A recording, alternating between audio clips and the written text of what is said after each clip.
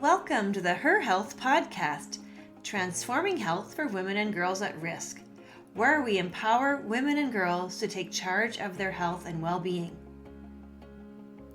Join us as we shine a spotlight on issues affecting women and girls' health and explore ways to create positive change. Get ready to be inspired and empowered as we discuss health, advocacy, and empowerment for women and girls at risk.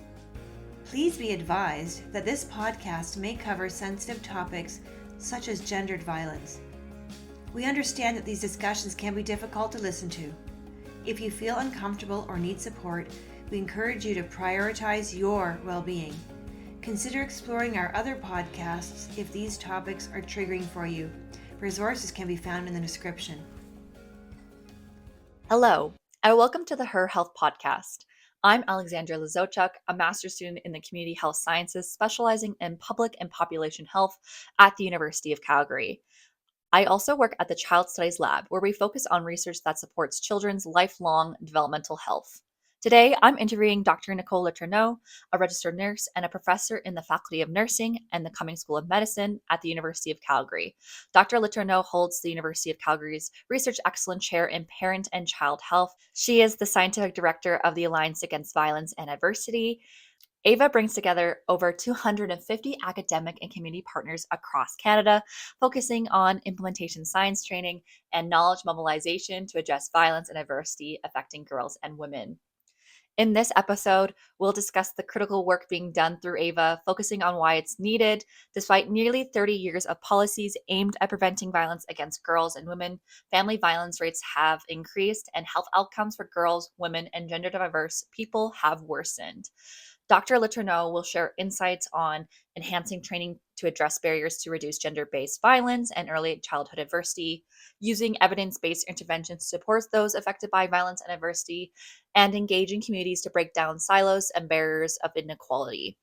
Be sure to check out the link in the bio for timestamps and more details about today's episode. Let's dive into this important discussion. So to start off, can you tell us a bit about AVA's mission and what the organization aims to accomplish? Well, thanks so much for that question.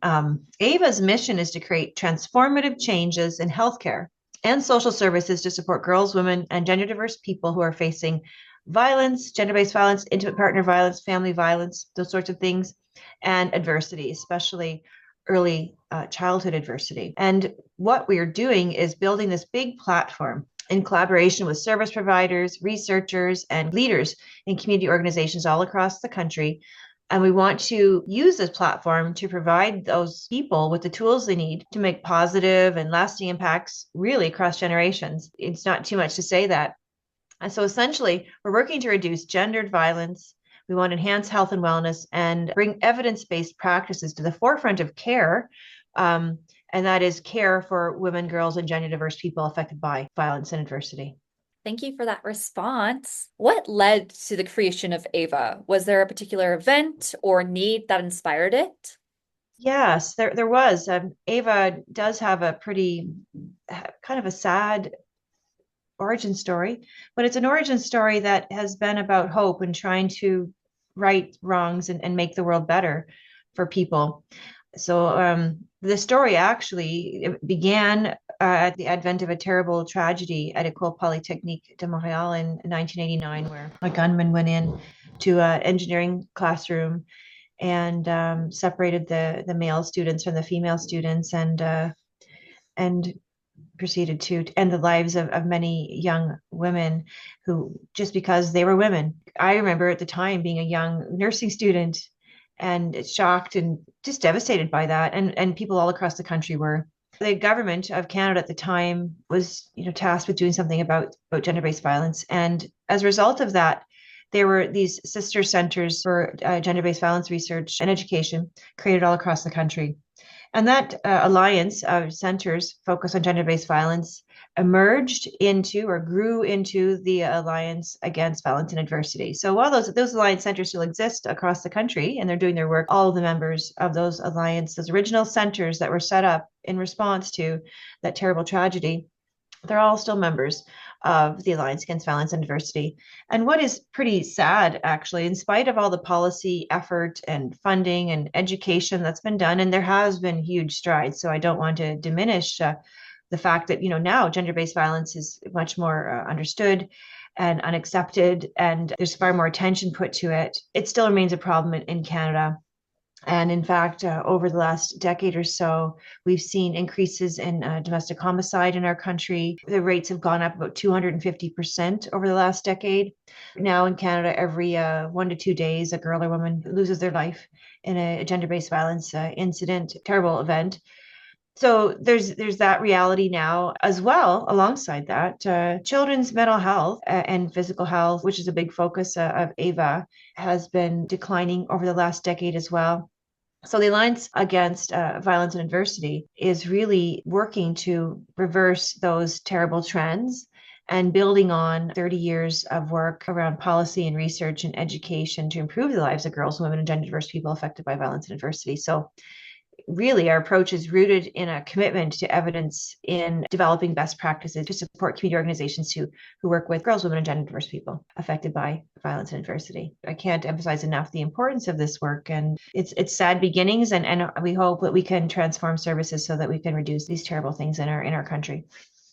Absolutely. Thank you so much for sharing that past and how we can go to the future to really change the lives of so many women and their children going forward. I really appreciate it. AVA offers several unique programs. Could you highlight a few of these and explain their importance? Yeah, sure. So we have many programs that we have been developing and we're really proud of. We have the Triadic Mentorship Program, which involves connecting a graduate student or postdoctoral fellow who's engaged in research in the university setting with an academic partner from across the country who also does work in a similar area, and a community agency leader who does work in a similar area. What we're trying to do is give those scholars, those graduate students, postdoctoral fellows, a unique window, a look out onto the value of the project that they're undertaking, the career they want to have for the community. So, which is a different thing than most graduate programs offer. So that's a Triadic Mentorship Program.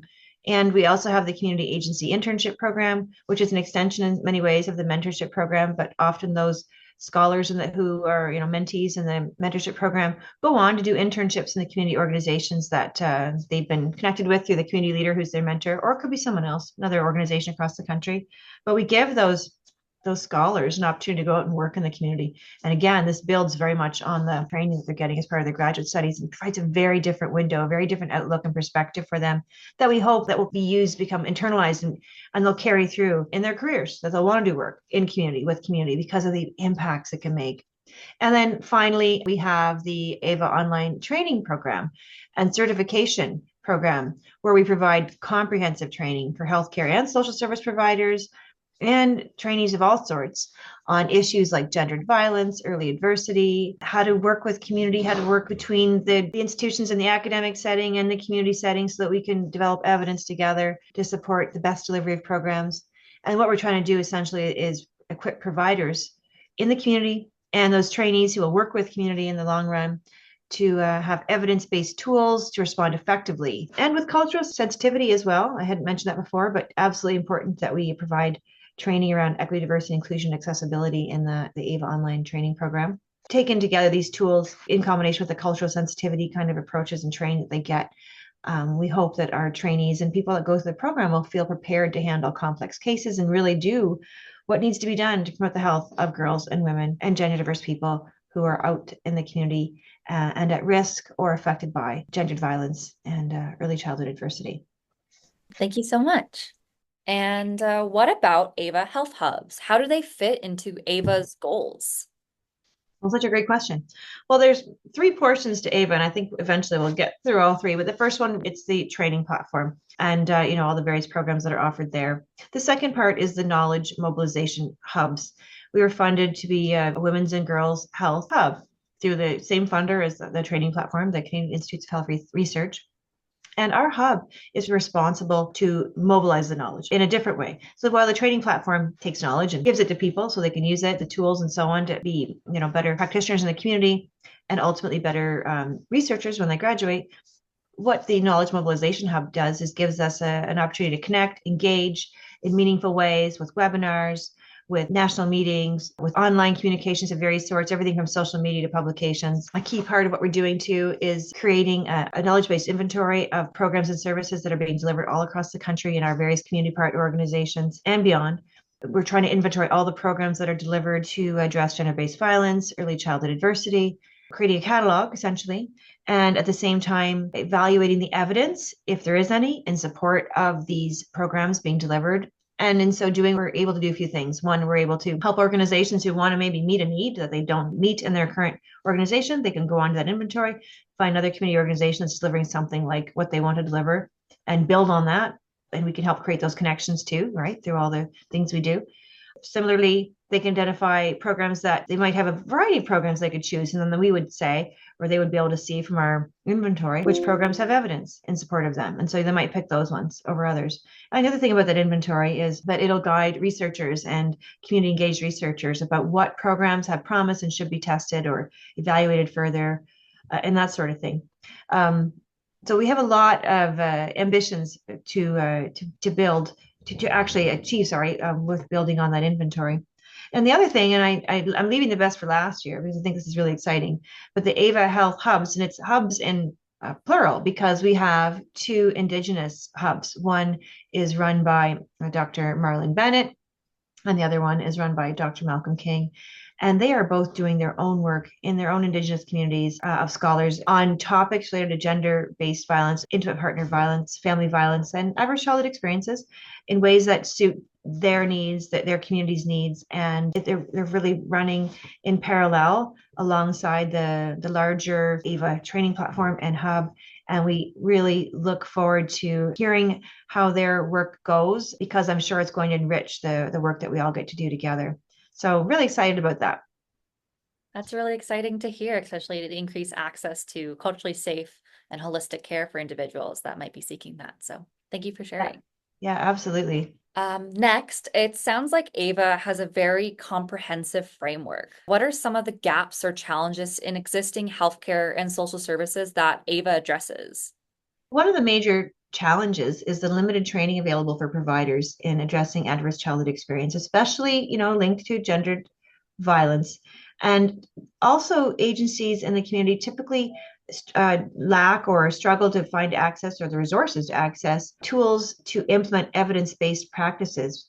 AVA addresses these gaps by providing an implementation science training program, which is part of AVA Online and actually embedded in a lot of the other programs we offer, the mentorship program and the internship program. Taken together, the implementation science training in the various forms should equip our participants, and particularly those in the community, to create, implement, and evaluate interventions that can be tailored to local needs, and even identify strategies to improve the uptake and outcomes of the interventions they might already, program services, solutions, that they've already identified and are implementing in their community organizations.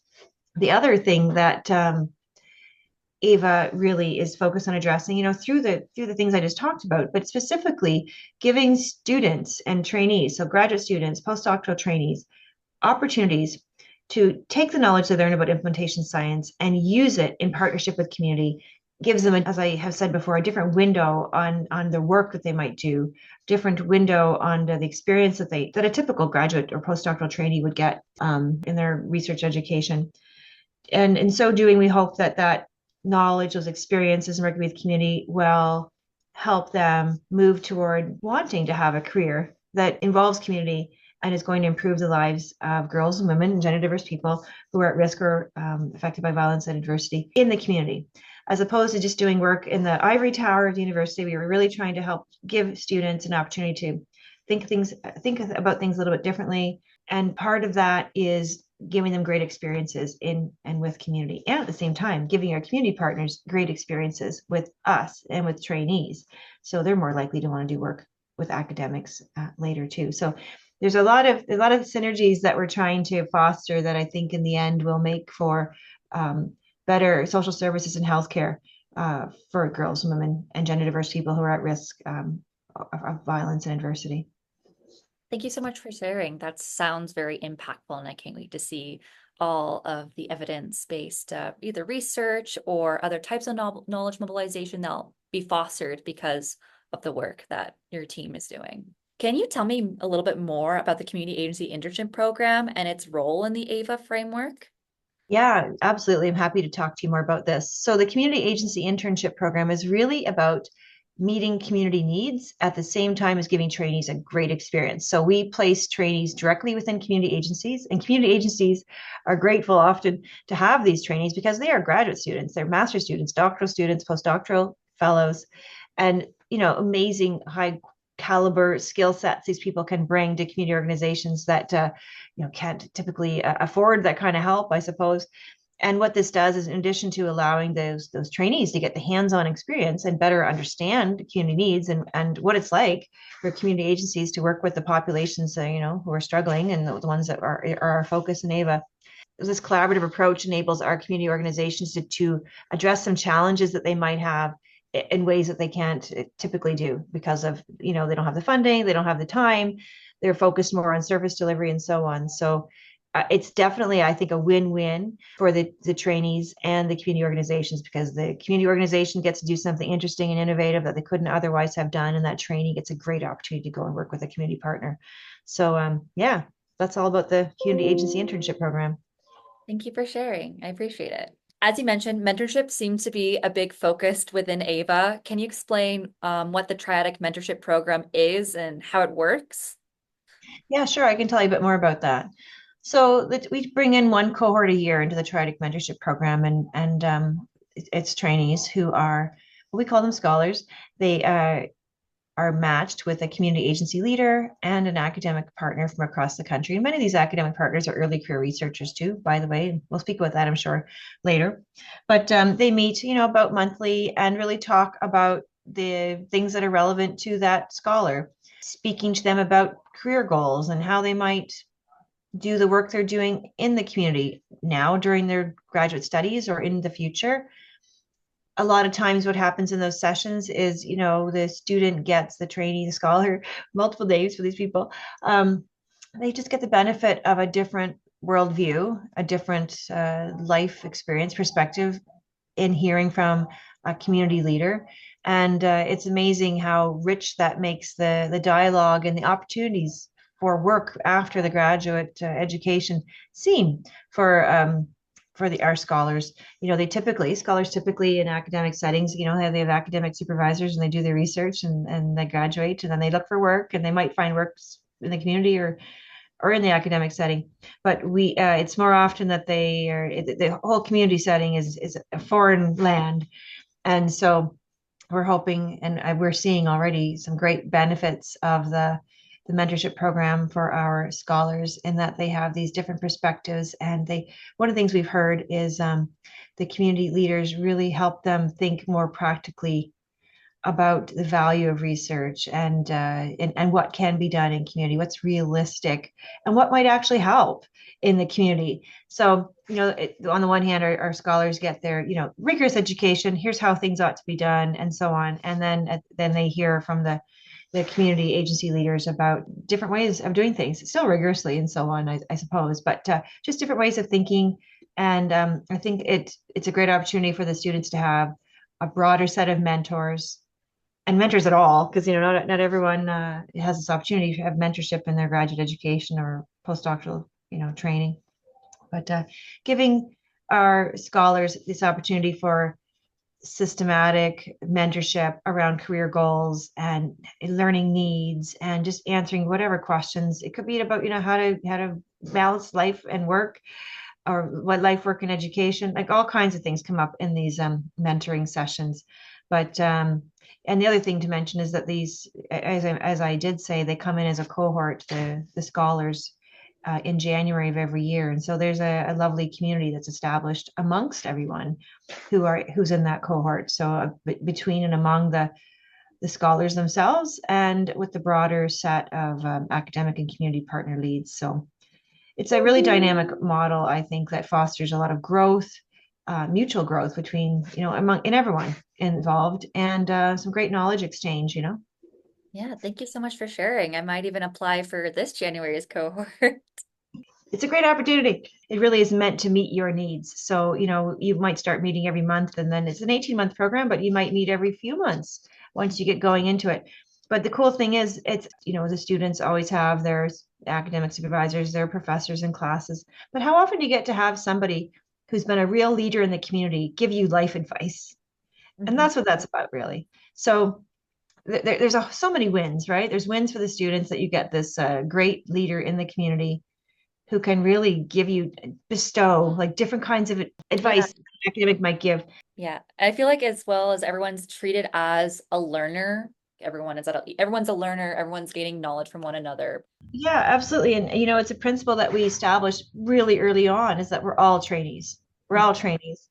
And that was why, we kind of struggle with the language a little bit. Like what, we started to call our scholars, who are the graduate students, postdoctoral fellows, trainees. But we realized, no, we're all trainees. I'm a trainee. I have so much to learn from my community agency leaders and the students that I'm working with. And so the academic community partners were all learning. So we're all trainees. So we took some time to really get serious about our language early on. And so that's why we've landed on scholars in the Mhm. mentorship program. And then there's mentors. Absolutely. Thank you so much for sharing. So, as you mentioned earlier, what are some other supports does AVA offer to early career researchers? Yeah, this is a great question. So one of the things that we wanted to ensure with the Alliance Against Violence and Adversity early on was the sustainability of it. And not just the sustainability of AVA per se, but the sustainability of the work that we're doing. So it was really about creating leaders who would continue to champion this work into the future. So it was really important to us that we had early career researchers in our leadership team at the beginning, and that we continued to bring in new early career researchers to the group so they would be able to focus on the work. And what we do is we give these early career researchers releases from their teaching loads at their respective universities across the country. They apply.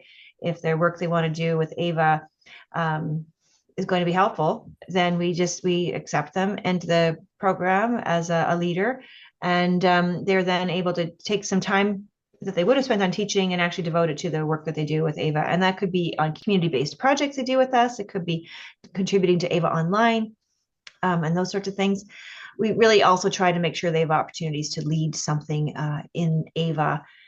And it's been going really well. We're really enjoying having our early career researchers part of the team. And those that started with us are still with us. And those that started later with us have been renewed. And we keep getting new applicants. So it seems like it's really meeting a need. And we certainly need them. So I think it's a great program. Let's dive into equity, diversity, inclusion, and accessibility, or most commonly known as EDIA. How does AVA incorporate EDIA principles into its work? So that's such a great question. And we were planning how to make sure we incorporated EDIA even before the grant was ever awarded. It was built into the very foundations of what we wanted to do and what we do now. So one of the modules, one of the key four pillars actually in our AVA online training is around EDIA, and everybody in AVA is offered the opportunity for training from the Canadian Centre for Diversity and Inclusion. We really focus a lot. And when we developed our guiding principles for AVA, EDIA is really what they're about making sure that we are inclusive, accessible, that we get to strike the right mix of diversity, that there's no inequity, that we make sure that we address those equity deserving groups who really need to be part of AVA and leadership. So we have champions for Indigenous knowledge. We have a champion for Black and racialized people who guide us on everything. They certainly reviewed those guiding principles. And when we were developing all of our various programs, they weighed in, made sure that, we tried to, people that created those programs really tried to make sure that EDIA was a serious consideration in how the programs were developed. And then we ran those plans by our champions. We also have gender and sex-based analysis champions on our team who we run things by. We have the Girls, Women's, and Gender Diverse People's Engagement Committee who review everything. We have the Platform Advisory Committee, which is comprised of leaders in Canada in academic institutions as well as community agency leaders. It's actually chaired by a community agency leader. And all those champions I mentioned are on that Platform Advisory Committee, and they function like the oversight board for AVA, and really the buck stops with them. We are accountable to them. They're a pretty, I have to say, pretty easygoing group. But we definitely share everything with them at our quarterly meetings and seek their input and advice, and in between as well. But we're doing all we can to not just speak to EDIA, but actually live EDIA. So, for instance, recently we were looking at some of our membership and thought, well, we need more people in the Maritimes, I think. So there's been a definite push to bring people in the Maritimes and Atlantic Canada, actually. So there's those sorts of things. We really pay attention to that. And then along those lines, can you give an example of a strategy Ava uses to engage with communities? I know you mentioned you had a lot of people that you referred back to for advice. Can you speak more to that?